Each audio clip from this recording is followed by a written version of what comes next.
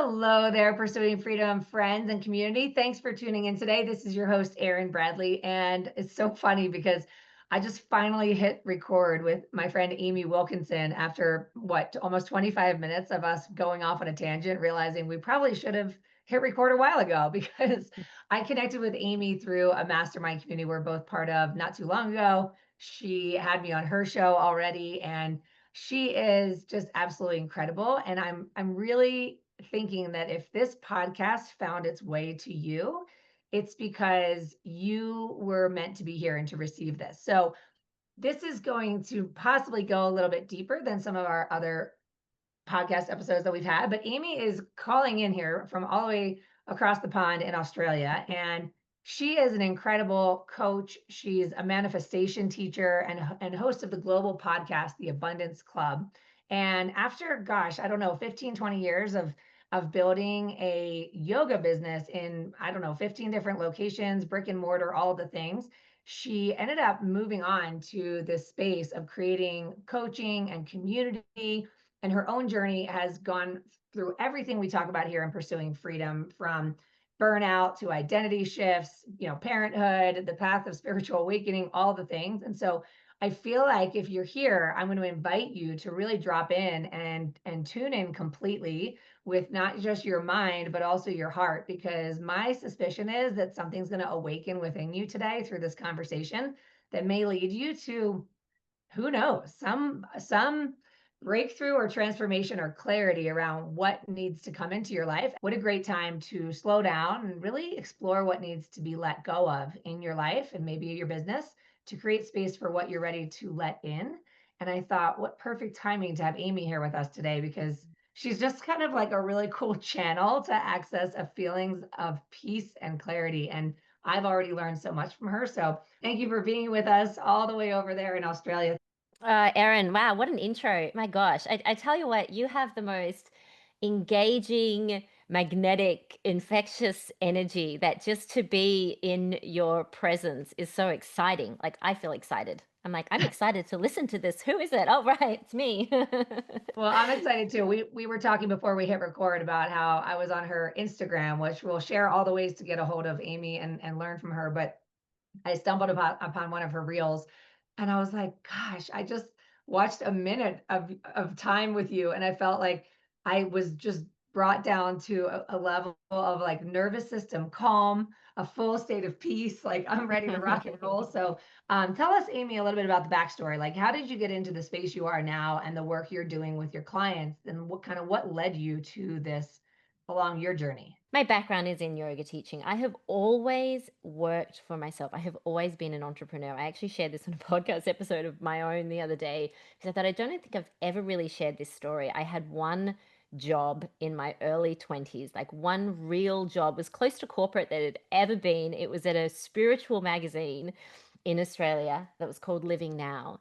And like that was like the traditional path was never going to be laid out for me. And I joke about the fact that, Spirit obviously has a sense of humor because we used to, and this was the corporate job for me, we would sit in the morning, the team of us, and we had about 20 of us, and we would do this thing called hewing, which is like chanting. It's a higher octave than like an om.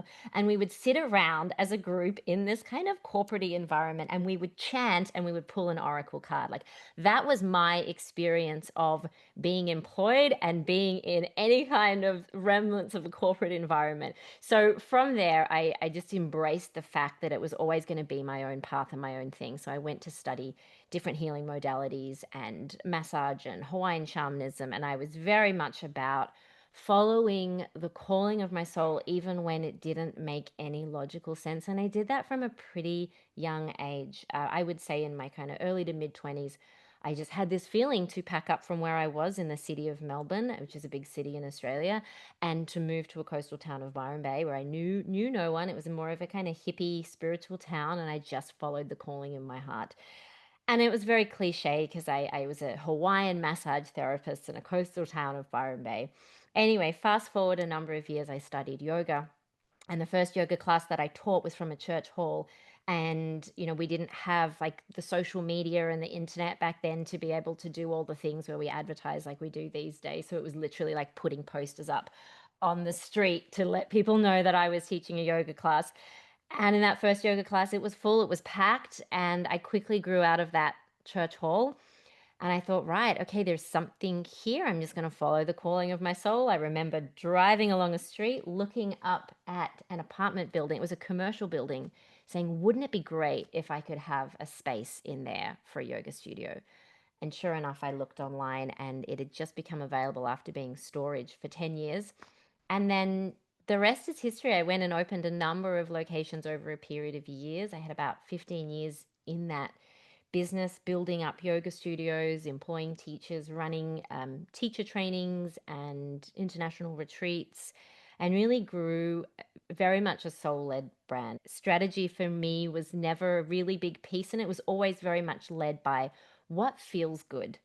And I think that was how I created a level of success that many others in the industry weren't quite able to capture. And I think that it was definitely part of what I was here to do. And I always thought it was going to be my thing. I was very much attached to my business. I can see now it was very much a part of my identity. And a few years ago, we had this feeling. It was a kind of consistent feeling that there was something more. I would say it was probably about 4 years ago. We were living in the city where we had the different yoga studios, and we moved. We actually ended up selling up and moving to where I am now in the coastal town. So I've just made my way further up the coast. I'm on the east coast of Australia. We moved to the beach and ended up selling the business. It was a really big thing. I emphasize this because it was a really, really big thing for us to do this. And we did that a few years ago and sold the business. So I've moved into the coaching space full time since doing that. I think I've always been mentoring teachers and leading students through transformational experiences through the practice of yoga. So this isn't too dissimilar. It's just looking back, I can see that I utilized the body as a bit of a prop, and I would weave in the spiritual teachings in a way that felt accessible. And now I've kind of come in the last few years more out of the spiritual closet, if you will, and I'm completely following the calling of my heart, and it is exciting and terrifying, and I've gone through all of the highs and lows in between, Erin, you name it, but here I am. Well, I love it. And if someone's listening and you've been listening to the podcast for a long time and you're like, okay, when are we going to talk about real estate? I just want to share with you that if you've been listening to the podcast for a long time, you may have heard me refer to the season of my life, which is roughly the last decade, that I started to use the word unbecoming. And I felt like I had lost myself on the speeding train of achievement, success, etc. And no matter what goal was accomplished, there was always a little bit of something missing and then a new desire in its place. And then once I get there, and once I get there, and I actually did an Instagram live video this morning about kind of the birth of pursuing freedom to begin with, which is like, when am I going to feel free? Like I didn't feel free when I was stressed out Mm, financially. I didn't feel free when I was burning out, working 24/7, like very grateful, of course, for the success, but also compromising my values. And so even to hear like following the call of the soul, it sounds somewhat foreign to some people. But what I have been exploring personally, and the reason I wanted to have you here is so we could have this discussion to give others permission mm, to explore it as well, which is, what were you after when you started your business? Assuming you're a business owner, as you were after the idea of freedom and flexibility. And it's, at the end of the day, what is freedom? Well, it's a feeling that we imagine in the having of the desires that we have for ourselves, right? When I make more money, I'll feel, fill in the blanks. When life slows down and I come up for air, I'll feel, fill in the blanks. And so as you're now talking about how essentially your strategy in life is to follow what feels good, and that's how you became massively successful in your yoga career. But how do we translate this to someone who has never given themselves permission possibly to let feeling good be the compass that determines the next right step? And how do we bring that into the society we live in today? Because I know you work with successful entrepreneurs who I'm sure this is a big part of your work that you do with them, is kind Mm, of help mm.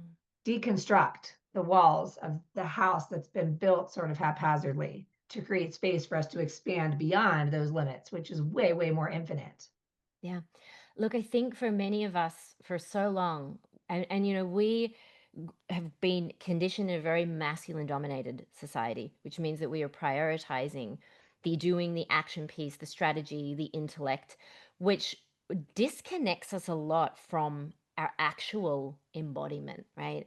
When we talk about the feminine essence, and a lot of my work is about bringing people, whether you're a female or a male, we all have masculine, feminine essence within us, but we have been so conditioned in the masculine paradigm that we have forgotten our innate power to be in our body and to receive and to allow. So you can even feel when I talk like this, it's just a different energy. So we are occupied a lot up in the mental plane, the strategizing, the action piece, the doing, the figuring it out, right? We hear these words, I have to figure it out. I've got to do this. I've got to work it out. It's very mental plane. It's very masculine energy.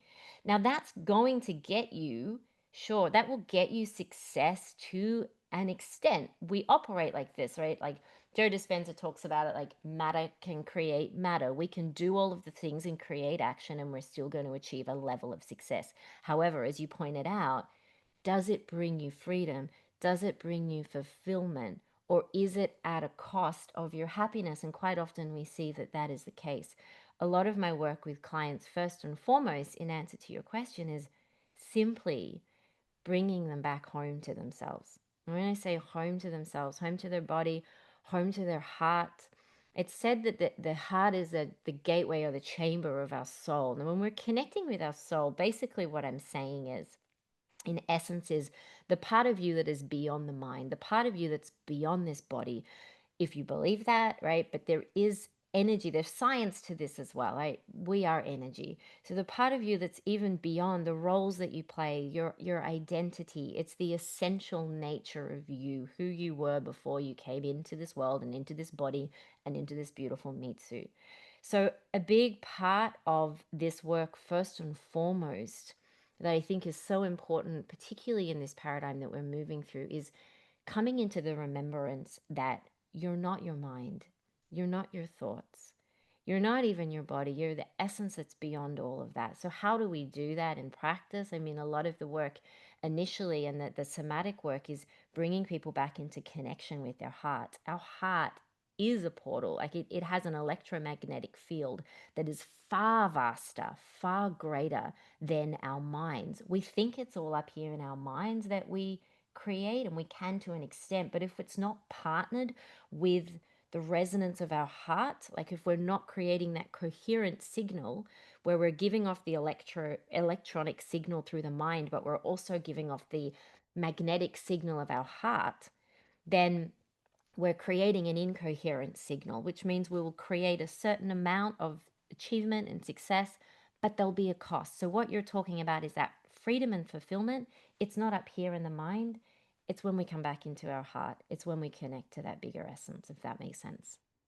Yeah, it does. It was a busy weekend, a long weekend. There was camping, there were sporting events, there was just busyness. And I felt very energetically in my, well, I felt very up in my mind. Like my mind was racing of what do I have on my calendar? When are my appointments today? When am I going to get a workout in? I need to take my kid to school. We've got to do this. I got to do that.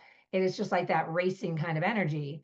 I would like to hear from you and your perspective is like where the actual, I guess, teaching turns into integration. But I know for me, I was able to recognize that first and foremost, and know that nothing that comes from this frequency of need to, have to, should is going to land in a way that ripples out to attract the right fit opportunities that maybe I think my mind is going to figure out how to go create, right?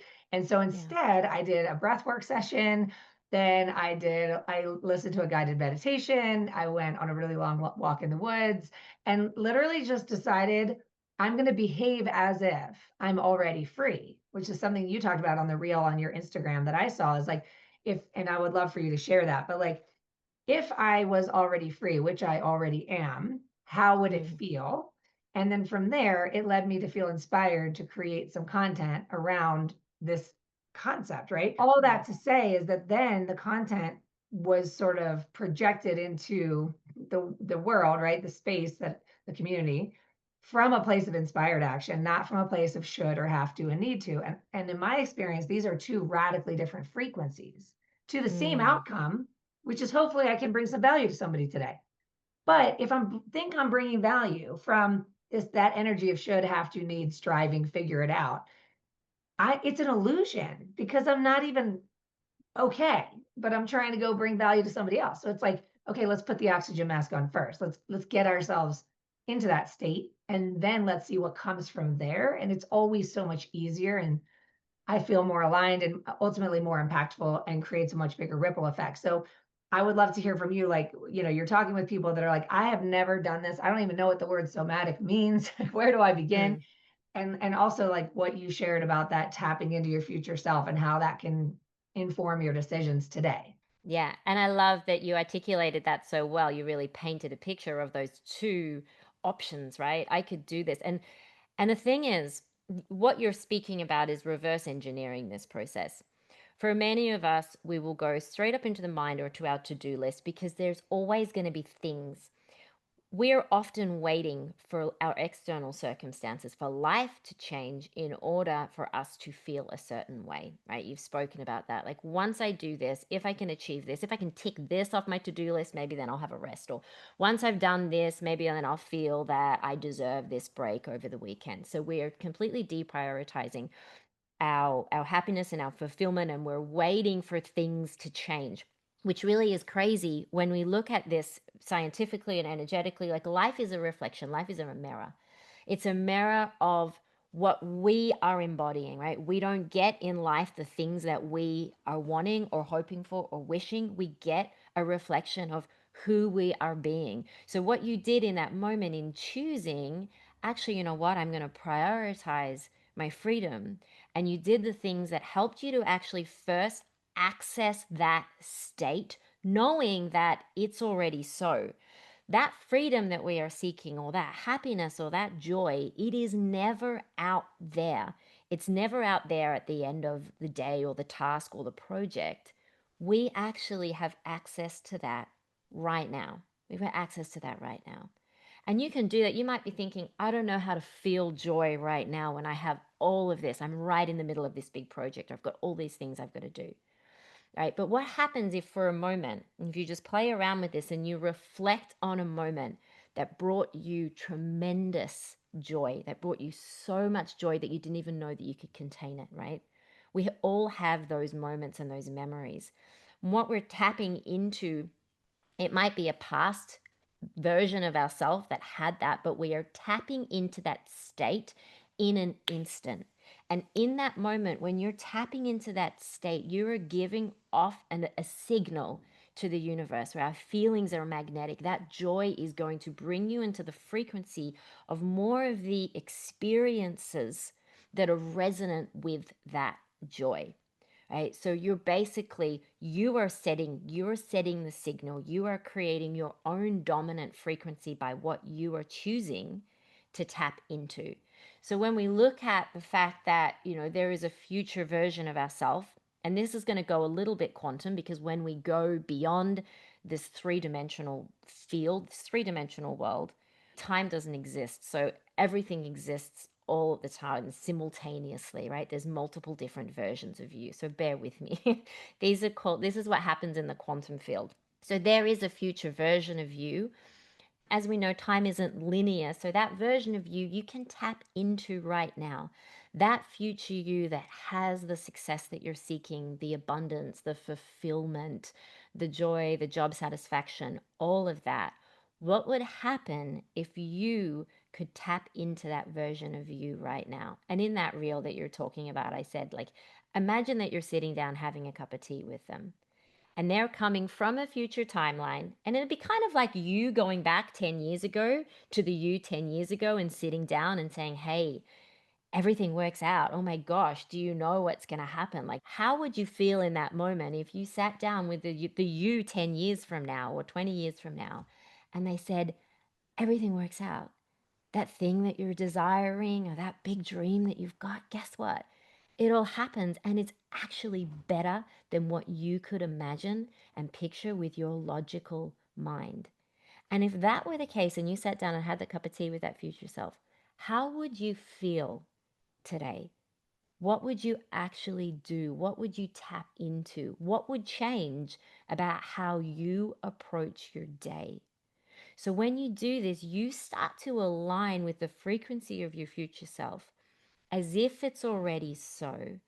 And that brings you onto a whole new vibrational timeline where you can start to draw in the clients, the experiences, the relationships that are on that timeline, right? So you this is basically the law of vibration, the law of attraction. You're going to draw more of that in. So we choose that first rather than thinking I have to do all of these things before I'm going to let myself access that state. Do you ever find that when you're working with clients, do you ever get met with resistance? Like, well, yeah, but like I just can't slow down and I can't behave like her because I'm not there yet. And I just have so much to do. And I have, Yeah. like how do you take that energy and like just Yeah, all the time, all the time. Because the grip of the ego is so strong. It's so familiar, it's so convincing, right? And when we talk about this, like this is who we've been for so long. If you have been in that doubt and in that resistance, and in order to shift into this higher timeline, in order to really embody your soul self or your higher self, the ego has to die, and it doesn't want to die. And so it's going to set out the alarm bells and give us the resistance in terms of like the doubts and the fears and the questioning and who am I to do this? And so we need to look at, okay, whose voice is that? Where is that coming from? And you can even bring this more into an embodied experience of like, where are you feeling that? And maybe that's a heaviness that you feel in your chest or a weight on your shoulder. And we can actually start to dialogue with that part of you that is in resistance. And quite often, when we dialogue with it, we might discover that it's actually not our voice, that it's a voice that we heard of our parent or our caregiver or a teacher or society that's imposed those expectations upon us rather than it coming from our true nature. So it's really important to distinguish the voice, whether this is a voice of truth, right? And when it's a voice of truth, it emanates from our soul and we know it, we feel it. Because in truth, all there is love. The only true thing is love. So we get an understanding of, is this voice truth, or is this from my conditioning? Is this from the old identity? Is this coming from fear? And we know when it's coming from fear because it feels contractive, it feels restrictive, it doesn't feel good. So having an understanding of where that's coming from, what that voice is, and then we can change the script, we can change the dialogue. We can start to, what I say, like we can start to speak truth to the lies. You can start to talk to that part of you that maybe is resistant, that's maybe scared, that's maybe fearful, and you can say, as you would as your future self, like, it's okay. I know you're scared, but we're going to do this anyway. When you start to do that and the voice of truth becomes stronger than the voice of resistance, that voice, that old voice, that conditioned one, it starts to release its grip. It starts to dissolve. This is the stripping back right now. This is the time where we notice, where am I still tied to the old identity? Where am I still tied to the expectations of me and the old way of doing things? And in order for me to go to that new timeline or that higher frequency or that next level of success, I need to be able to release the things that are holding me back. And that maybe that is the doubts and the fears and the old voices, so that I can fully become, or as you said, unbecome and meet who I'm here to be. And that's your true essence. That's your soul self. That's the you that's going to lead you forward into your future. I love how you articulated that. And knowing that you have been on this journey for a long time since your early 20s, and so you've had a strong guidance system and you've been listening to it and connected to your soul's path, whatever feels most joyful is what you're going to follow, right? It's like, what have you been a witness to with some of the people you've worked with that's been, in their words, miraculous? Because I know what's possible, and I also can imagine there's always this, someone who maybe has never been given permission to receive or to consider the possibility that joy is the compass. Like joy is the guide. And when we drop in and remember that, we start to feel like things just start happening really fast. Like there's a velocity of opportunities, exponential, like you said, way beyond what our limited mind could comprehend. And I've been a witness to it, just like miracles happening. So I'm curious, what have you seen with anyone that you know or you've been a witness to where perhaps this has never been a part of their thought process or their understanding, and you're helping them access it? And then how does that show up in the fact that we still have to run a business, or we still have to go take a class on how AI is going to change the world, and we need to implement that into our strategy, all that kind of stuff, because we are still here running businesses and serving clients, and we want to be also intentional and efficient and all the things, right? Because I Yeah. think that's where business and spirituality intersect. Absolutely. And look, I have created a business and a successful business, but using soul as strategy. And this is what I teach people as well, is that we're not taking business out of this or success out of this, but when you can do it from that soul-led place, it is going to open doors and opportunities and ideas for you that your mind would not have been able to access. Because when we're utilizing the mind, we're very much still staying in this three-dimensional paradigm. So in answer to your question, and when we talk about miracles, we can look at like really big out there miracles, but I really like to simplify it and go like, a miracle for you right now might just be a small leap that you do. It might just be a change in your perception to choose to operate in more of a trust and faith rather than fear. Like, and this might be in the choices that you make today, or the choices that you make in what you're going to do in your business. Is that coming from a place that feels good, or is that coming from, I'm doing this because I think that I need to do this? I shared with you when I first started to move more into my coaching business, coming out of selling my business, I started to look around and get a little bit overwhelmed because I could see I was operating in purely an online space when I'd been used to operating primarily from bricks and mortar studios and so forth. That I started to look into this whole new, what felt like a new world. And I started to compare myself and think, okay, people are doing it in this way, so I should do it this way. And there was just a dissonance. It just did not feel right for me. And I wasn't creating any kind of success because I was so busy looking out there and listening to so many of the different voices that are in the coaching space or in the online space saying that you need to do it this way, that way, that way. We can quickly get very overwhelmed by that. So, what I needed to do was come back, and this is what I teach with my clients as well, is to pause. And as you said, like whether that's do a meditation or when you're feeling overwhelmed, go and take a walk out in nature. I always say if you want to deepen your relationship with your guidance system, which by the way, we all have access to that. This isn't something that I'm just skilled in or gifted in when I'm talking about this access to our own intuitive guidance system. Like, this is our nature, this is who we are, right? We are spiritual beings having a human experience. Yes, we need to be in our humanness because we are still operating on this three-dimensional plane. But can we start to tap into this expansive guidance that's here and available to us, which in practice might look like taking a moment before you go into everything, before you open your phone, before you plan for the day, and just pause. Maybe that is doing some breath work. Maybe that is taking yourself for a walk in nature. It's going to perhaps feel uncomfortable for you when you start out because it's unfamiliar and because the mind is telling you all the reasons why you don't have time to do this, and it's silly and it's nonsense, right? Can you notice that and then choose to do it at any rate?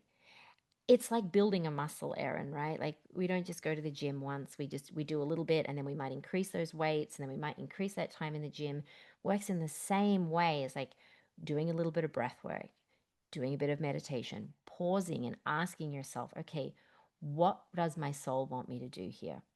Not my mind, but what feels like the next best step for me.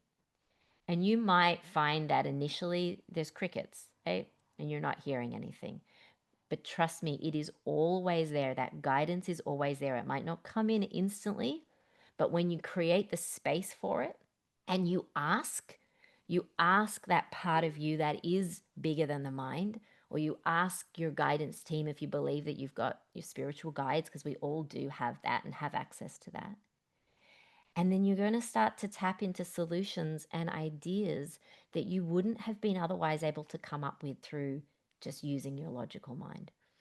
I don't think that that particularly answers your question. I know I went on a little bit of a tangent there, but I think coming back to the idea of miracles, I have seen incredible shifts in my clients going from feeling incredibly disempowered in their life and giving their power away to reclaiming that. And this is all part of this process that I take women through. It's reclaiming that, and then they are accessing things that they would not have even been able to conceive as possible, like jobs coming out of thin air that just feel like it was created for them in environments even better than they could have even imagined. When you start to open yourself up to limitless possibility, not just the probability of what you think is available to you because you've followed this certain plan and you've done X, Y, and Z. No, when you start to believe that you are infinite and that you can tap into possibilities that are beyond your logical mind, beyond logic and reason.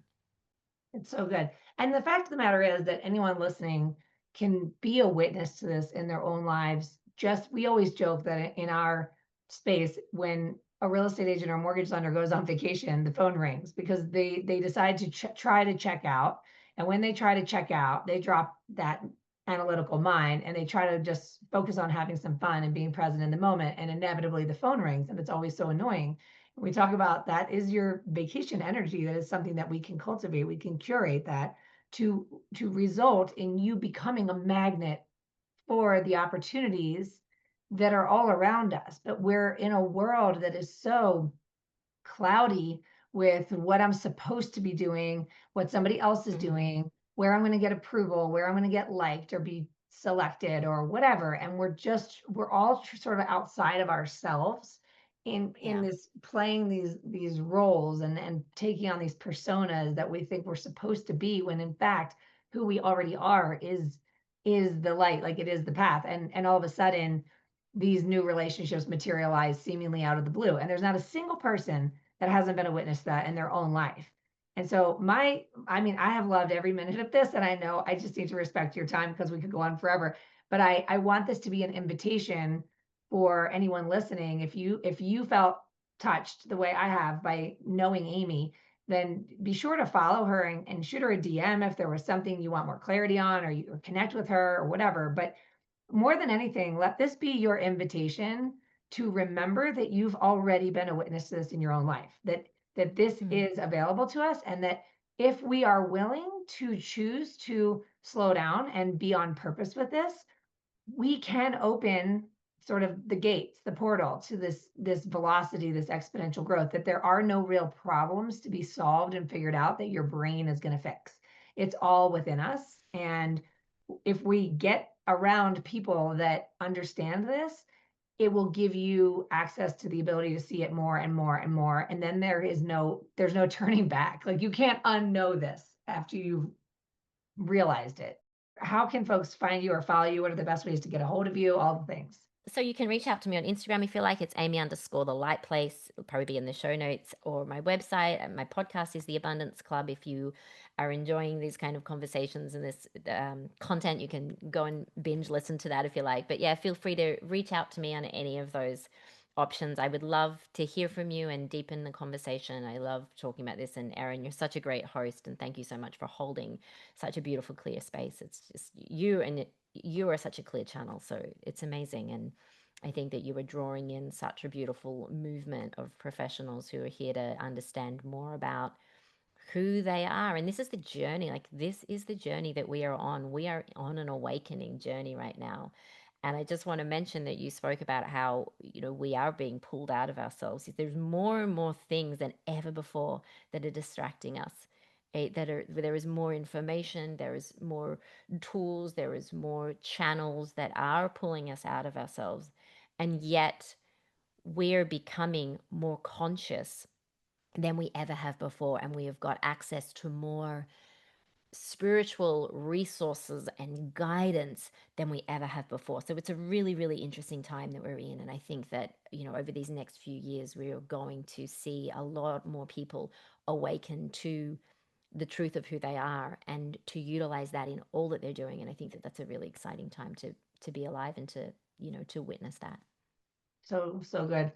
And if you're listening and if this spoke to you, I bet there is someone in your world that needs to hear this episode and to be reminded or to be supported and loved. So please share this episode if it spoke to you in any way, text it to a friend, share it on your social media, send a DM to Amy if you felt like there was something here that you needed to hear. And again, I know that if you're still listening, it's because you were called to hear this message today. And perhaps you're already on your journey and you already know all of the truth that was shared here today and you've been a witness to it, but hopefully it's just a reminder to continue to come home to yourself, because this is the path. The joy and the frequency of peace and ease on the path to receiving all that is available and waiting for us is so much more fun than the striving, the stressing, the overconnected, overcommitted, overwhelmed, and we've all been there. So if you're sick and tired of that